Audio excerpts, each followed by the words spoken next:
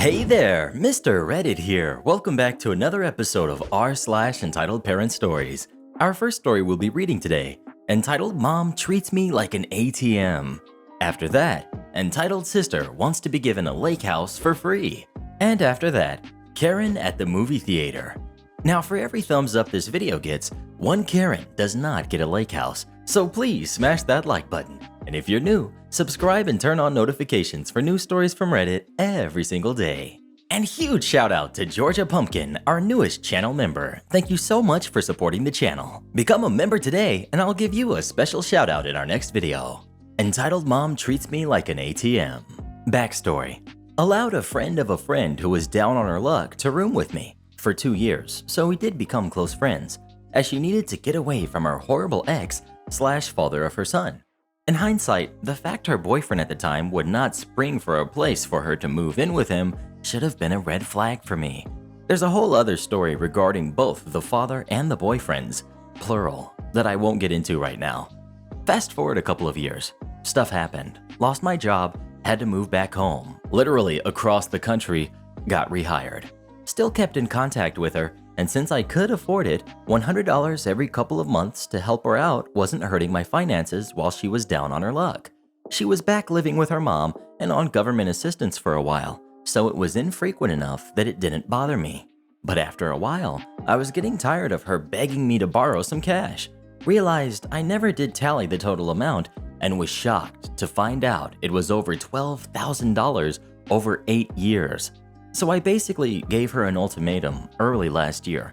Essentially, I'm cutting you off at the end of this year, 2019. You have a year to get your act together. If you do, great. You don't need to rely on me anymore. If you still need help, then I'm just throwing money away into a black hole. I thought I was helping you get back on your feet, not letting you live off of me. Whatever the case, come January 1st, I'm not responding to any requests for money, period. Things were cool the first half of the year, but then the latter half is when things went south. First, it was more frequent requests for money, like helping for the initial deposit of an apartment as her new job didn't pay her yet, or groceries. Okay, critical life stuff I can accept, like she'll need a cell phone plan to handle email and such for job hunting. But then it was like requesting $500 in the span of 2 weeks, and small chunks of $40 here, $80 there. Then one time, instead of asking first, she'd just send a money request from her bank, as if I was an ATM, and would just blindly send it along. And if I didn't respond right away, she'd spam my phone, even though she knows I'd be busy working, in meetings or commuting. A portion of it is on the subway, so I'd be offline for around 30 minutes, but obviously she can't wait that long. Cue the phrase we've seen in this sub for a lot of entitled parents. Failure to plan on your part does not constitute an emergency on mine. Then the parent parts. There were incidents like asking me to pay for her kid's medication because his dad forgot to pack it for his visitation. Why should I be paying for this? Not my kid. Shouldn't you be asking his dad? No, I'm not giving you $80 for a bus ticket for your son to visit you. I know you miss him, but I don't see it as a critical expense.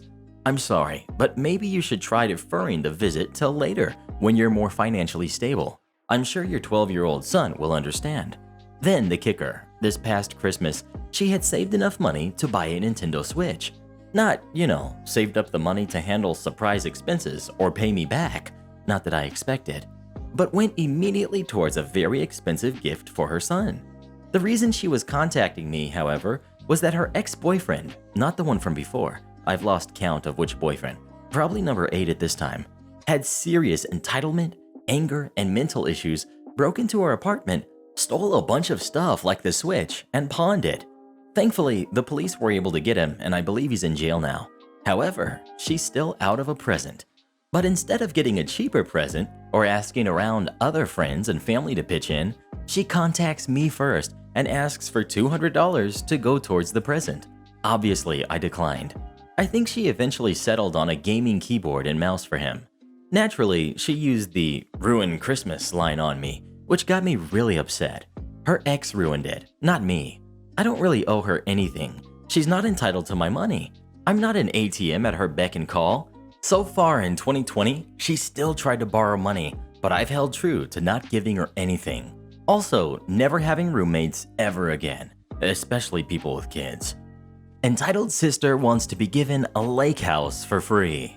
Background: my grandparents owned some nice land on a lakeshore about 4 hours away and decided to build a little vacation house on it. They would spend every summer there at first, sometimes bringing my 2 older sisters along, the eldest entitled sister and cool sister. Entitled sister went for the whole summer a few times without cool sister. I didn't go at this point in time because I was too young. It is important to note that while initial ownership of the land and some of the construction costs were paid for by my grandparents, it was really my dad that paid the rest of the bills, taxes, utilities, lawn services, etc., which he saw as fair enough since they helped him start his business and he loved his parents. As time went on and their health was declining, they started going to the lake for much shorter spans of time. I think I went once or twice with them on these shorter trips and would go with my parents on the rare occasion they would go up in fall and a few times for the 4th of July. Those fall trips were almost exclusively to do maintenance with a little fun on the side. Around this point in time, Grandpa passed away. Grandma would be around for a long time after that though. She was always much healthier than he was. When my sisters were old enough to drive and do their own thing, an agreement was made between my dad and Grandma that my sisters could go to the lake house whenever they wanted to, on the occasion that every other trip they would bring Grandma with them, as she couldn't drive the trip herself. Cool sister held this bargain up for the few times she went. I even got to join them for a couple of those trips. Entitled sister, not so much. I think entitled sister brought Grandma to the lake 2, maybe 3 times collectively, with a lot more trips with her husband in between than could possibly equate to every other time. Eventually, she just forgot the whole take Grandma with you thing and started just going to the lake all the time. Her forgetting Grandma got to the point that when she would come back after her trips to drop the keys off, that she was always too busy to come in and say hi to Grandma for a minute. The rest of us saw this as majorly uncool. Grandma herself felt extremely betrayed by entitled sister because of that. It's worth noting that when entitled sister was little, she was most certainly my grandparents' favorite. They were always buying her things and taking her places and treating her like a princess. That probably explains why entitled sister turned out the way she did. At this point in time, the lake house more so belonged to my dad than anyone, even though he barely used it. Partially because he didn't have the time to go, partially because he had too much pain physically to want to make a 4-hour trip. One year for Christmas, entitled sister bought new sheets and comforters for the beds at the lake house and boxed them up and gifted them to my dad. This essentially was a gift to herself though, as at this point in time, she was the almost exclusive user of the house. It was seen for what it was. Everybody chalked up to her usual selfishness, but didn't call her out on it. My dad had strongly debated selling the lake house since only entitled sister was using it. For anyone who knows what just owning a house costs in America, he had good reason for wanting to take those bills off his desk. But he decided against it as my grandma was still around and felt it would break her heart if he sold it, possibly harming her then dwindling health. Entitled sister continued to use the house to her heart's content, with rare trips in between from my parents and even rarer trips from cool sister. My parents would bring Grandma to the lake the few times they went since entitled sister couldn't be bothered to do so. At this point in time, I was able to drive, but being single and not really having any friends who were outdoorsy, I didn't really see the point in going there alone. So I didn't go other than sometimes with my parents. Maintenance fell to my parents, myself, and cool sister. That was mainly what those rare trips I was involved with revolved around. Entitlement gone wild. Not too long after this, Grandma passed away and left everything to Dad since he was the one keeping everything paid for and fixed. Entitled sister continued to use the lake house as she had been doing, albeit with even a little more entitlement now that she felt it belonged to her. The rest of the immediate family went and cleaned up the house so it would present nicely for sales photos. Entitled sister flipped when she found out the house was going on the market, stating, "Oh yeah, I guess Dad is going to hawk the house and pocket the money," to my mother at one point.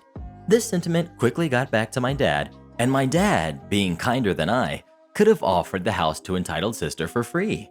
The plan was to gift it to her a certain amount every year for 10 to 15 years, so she wouldn't be taxed on the exchange of the deed, and that entitled sister's family would just take over the bills. She didn't like this because she felt he was just gonna take it away from her at the last second, even though there was no plausible reason he would want to do that. especially at his age.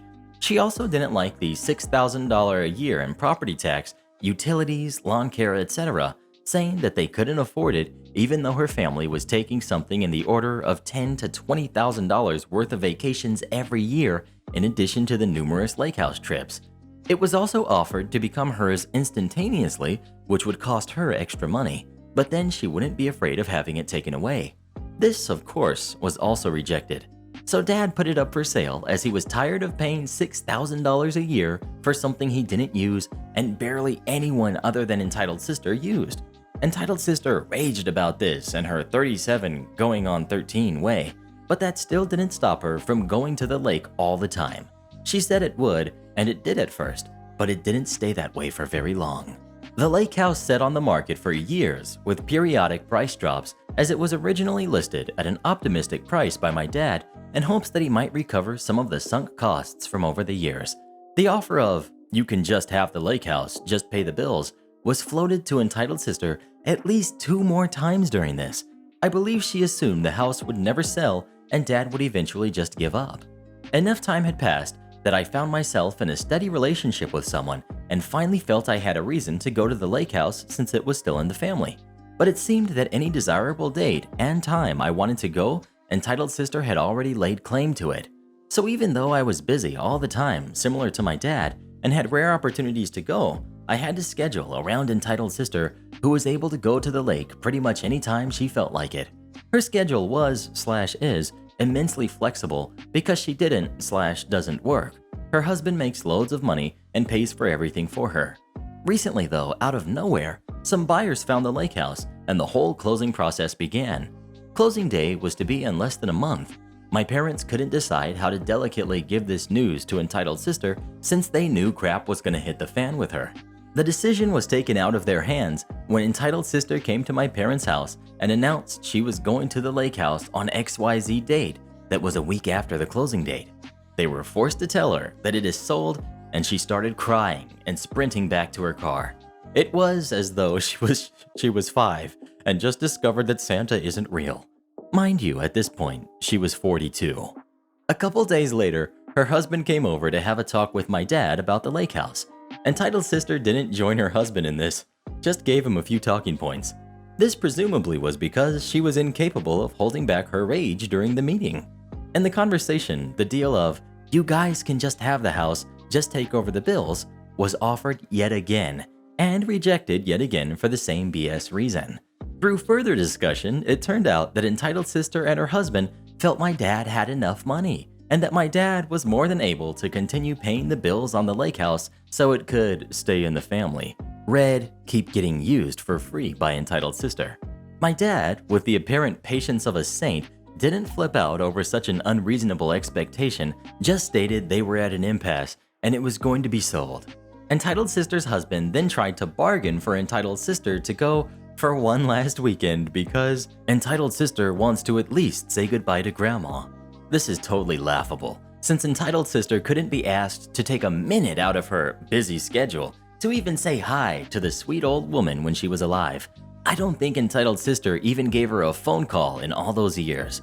My dad didn't point out any of that though, just stated that since the deal was so close, he didn't want to do anything that might upset the buyers. This was met with immense disappointment as now Entitled Sister's husband had to go home and feel her wrath when he delivered the news. The end result. The lake house was sold to a lovely older couple at a pretty sizable loss. Entitled Sister is barely speaking to my parents now. Not a big change from normal really. Shocking, I know. Despite my parents being far more accommodating than I would have been in their position. At one point in the time since the sale, she mentioned that she had spent over $300 on the bedding for the lake house that she wasn't going to get back since the new people kept the furniture. This is, of course, forgetting the part where she gave the bedding to my dad for Christmas many years before. I don't really know what her endgame was. Did she expect my dad to keep paying the bills until he dies? If so, what then? If she were to inherit the lake house at that time, she would still have to pay the bills. They just can't afford. Plus, the exorbitant taxes for transferring something valuable. The most likely scenario I can come up with is that she was assuming because I'm most likely to take over the reins in the coming years that I would take over the bills and let her keep using it. tolerating her crap the same way my borderline saintly parents have. Pretty amusing considering she barely acknowledges/has acknowledged that I even exist over the years. That used to really bother me, but this whole situation, among other unnecessary confrontations, has made me realize things were/are better off that way. Karen at the movie theater. I worked at a small movie theater that usually showed some alternative films. There were several other activities in the building, including choirs and theater groups, but I worked for the cinema and did not keep a track of where and when the other activities were. At the cinema, we had a computer connected to the movie, ticket booking, and the cinema's email. This computer had settings, so we who worked there couldn't be on whatever pages we wanted. Important info.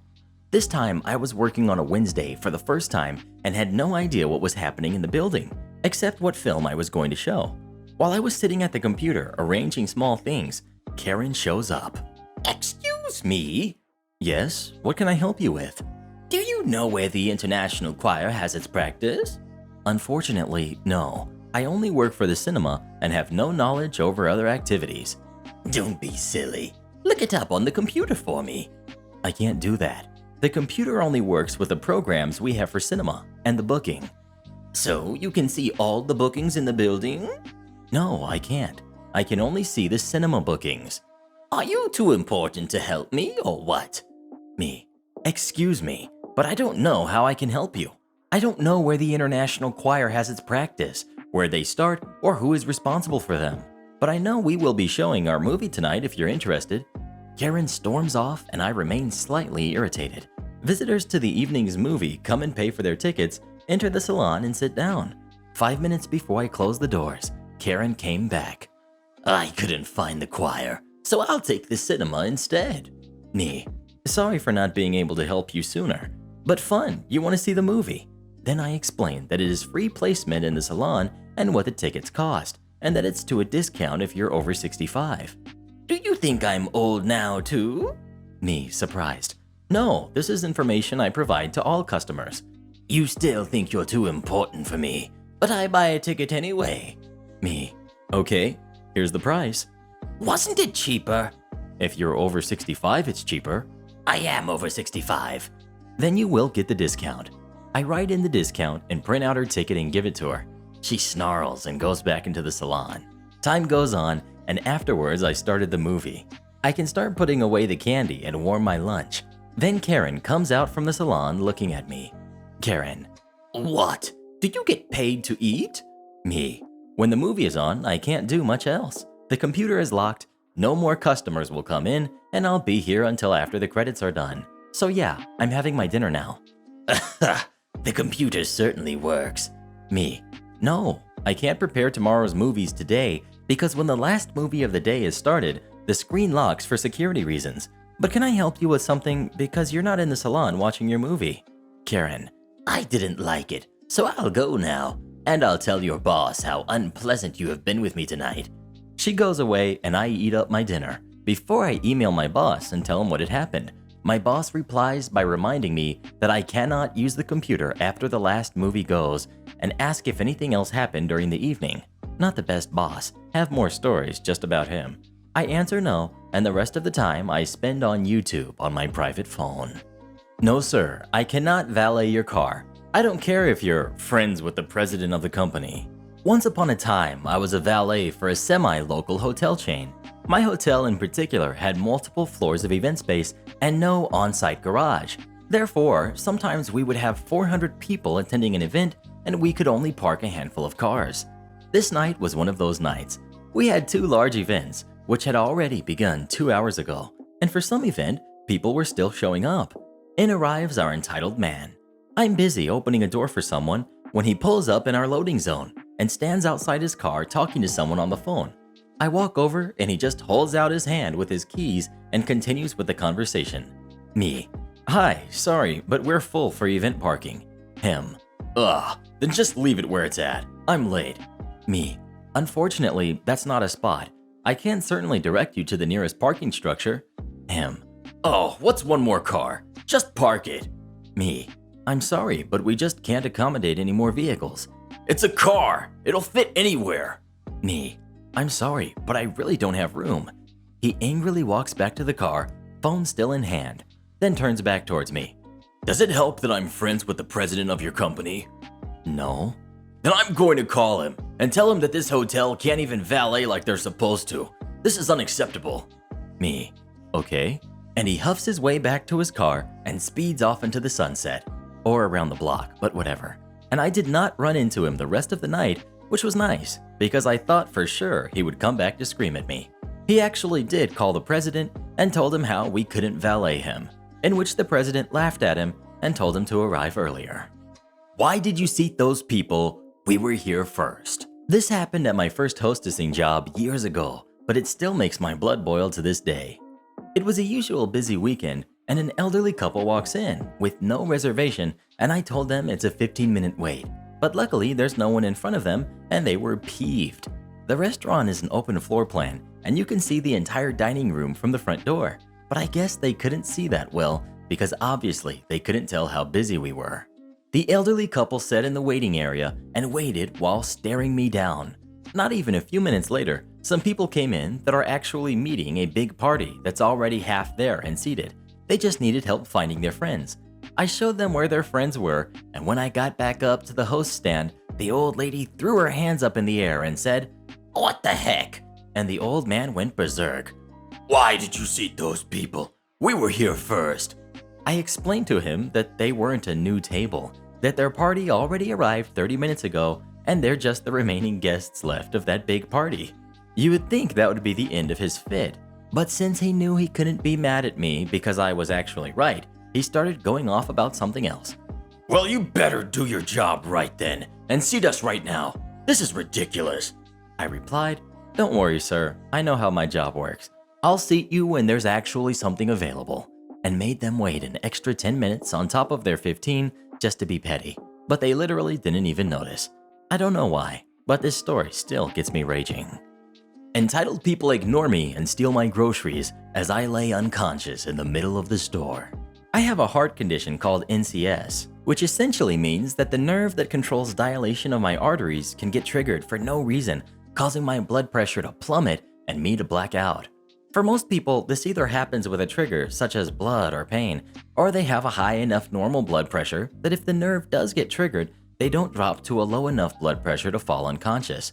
Long story short, I usually can't walk for long periods of time without passing out, so I typically order my groceries ahead of time online and pick them up to avoid putting myself in a dangerous situation.